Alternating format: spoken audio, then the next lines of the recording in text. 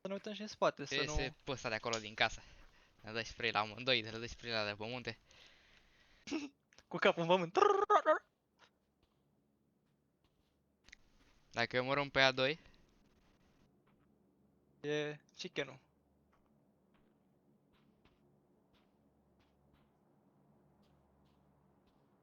A, deci nu e asta aici. A detectat locația. Uite pe aia pe munte, uite pe aia pe munte și asta înseamnă că a tras de aici de jos. 200 era. Aia pe munte sus, dacă dăm picul ăsta de jos să ne vadă de pe munte, deci nu e bine, nu e bine, nu e bine. Sunt doi pe munte. Doar unul are ghilil. Da, au toată zona, mă. Ba nu, sunt și în afara zonei. Noi putem să intrăm mai repede în zonă.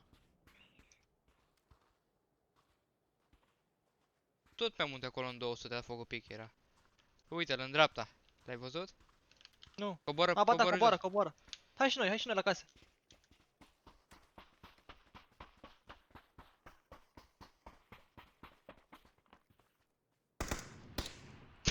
Trebuie să-l omor cu pumnii, mă.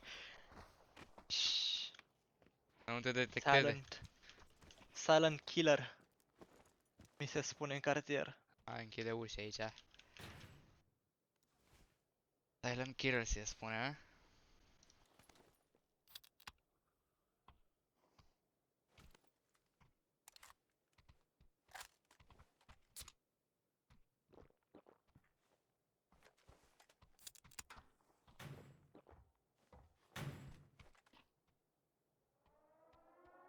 Oh, nu!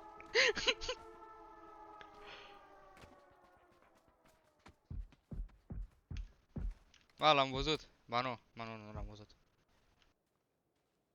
Deci unul în dreapta și ăla e pe munte.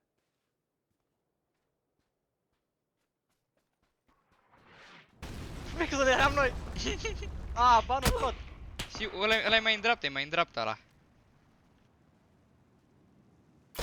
I-am dat hit, alergă în 240. După gard, după gard.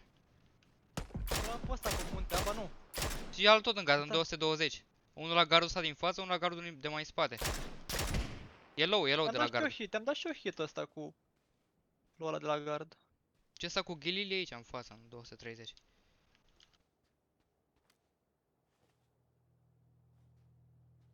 Vine zona. Uite-l. A venit și ăsta la gardul ăsta. I-am dat hit.